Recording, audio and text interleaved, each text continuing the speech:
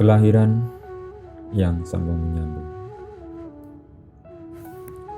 Amir berkata, "Tuhan, alangkah mulianya Engkau telah menghormatiku dengan cara ini. Aku tidak pernah mengharapkannya, tidak pernah terlintas dalam benakku bahwa diriku layak menerima penghormatan ini. Seharusnya aku bernaung siang dan malam dengan kedua tangan teriak dalam barisan kelompok pelayan dan muridmu. Aku bahkan tidak layak begitu. Betapa mulianya semua ini." Maulana Rumi berkata, "Ini semua karena kamu punya semangat yang tinggi. Ketika kamu memegang jabatan yang tinggi dan agung sehingga kamu disibukkan dengan pekerjaan-pekerjaan yang penting dan mulia, maka kamu akan menganggap dirimu mampu menangani semua pekerjaan itu karena tingginya semangatmu, dan kamu tidak akan pernah merasa puas dengan prestasi yang sudah kamu raih karena kamu merasa ada banyak hal yang masih perlu dilakukan. Walaupun hatiku ingin selalu membantumu, aku juga ingin memberikan sebuah penghargaan dalam sebuah bentuk pada kalian. Hal ini karena aksiden tampakan atau bentuk luar juga memiliki urgensi yang besar. Dan mungkin urgensi bentuk itu disebabkan karena aksiden membarengi isi. Seperti halnya sesuatu yang tidak akan tampak tanpa adanya inti. Demikian juga sesuatu itu tidak akan tampak tanpa adanya kulit. Jika kamu menanam sebuah bibit dalam tanah tanpa kulitnya, ia tidak akan tumbuh.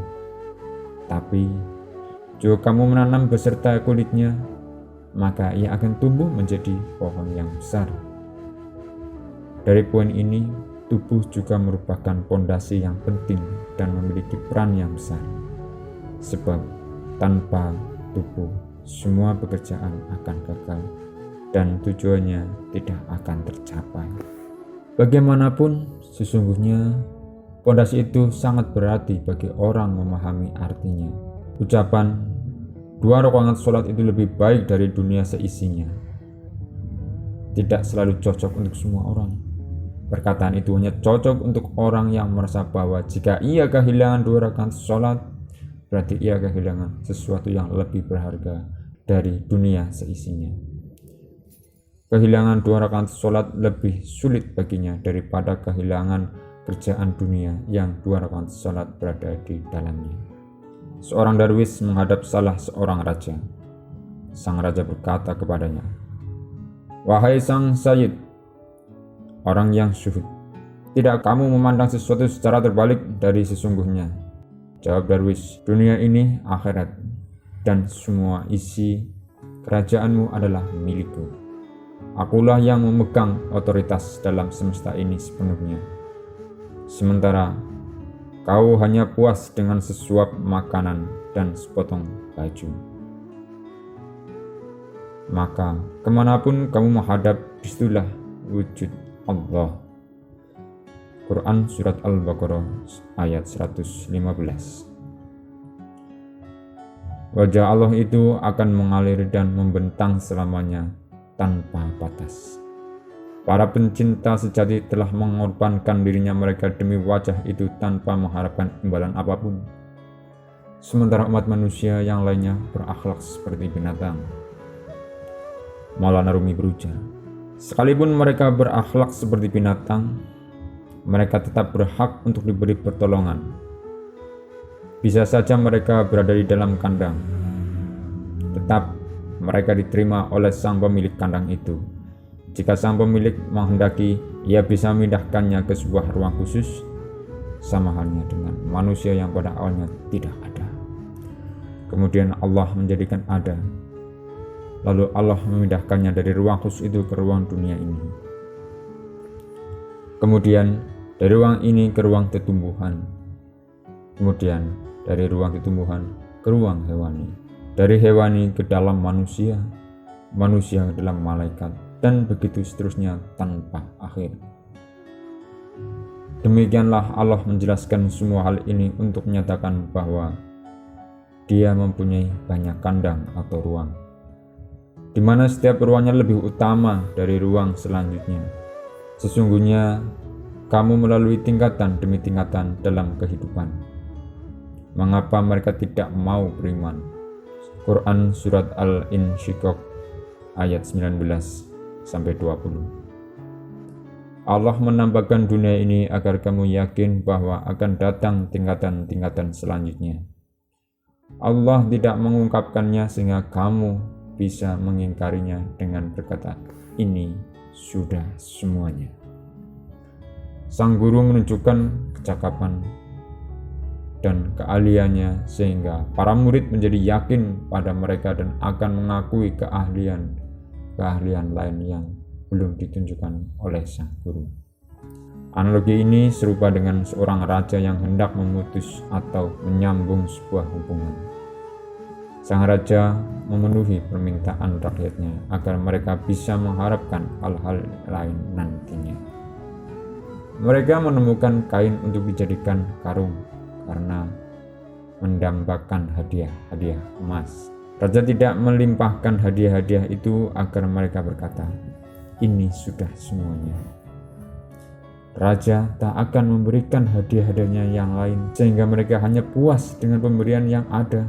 Jika raja mengetahui rakyatnya akan berkata demikian dan percaya akan hal itu, maka raja tidak akan memberikan hadiah-hadiahnya lagi pada mereka.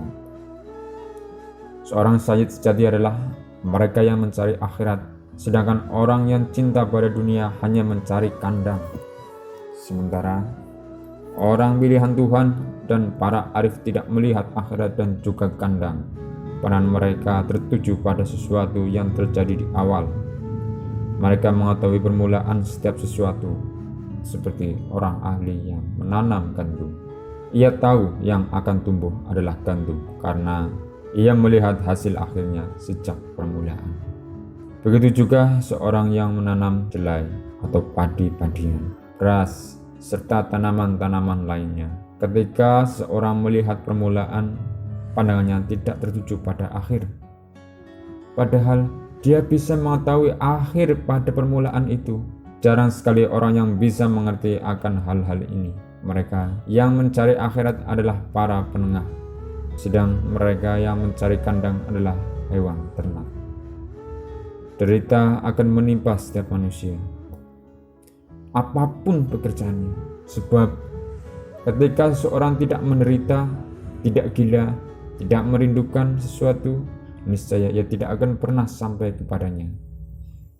Sesuatu tidak akan didapat dengan mudah tanpa adanya derita. Entah sesuatu itu berupa kesuksesan di dunia maupun di akhirat, kekayaan ataupun kekuasaan, maupun ilmu atau bintang gemintang.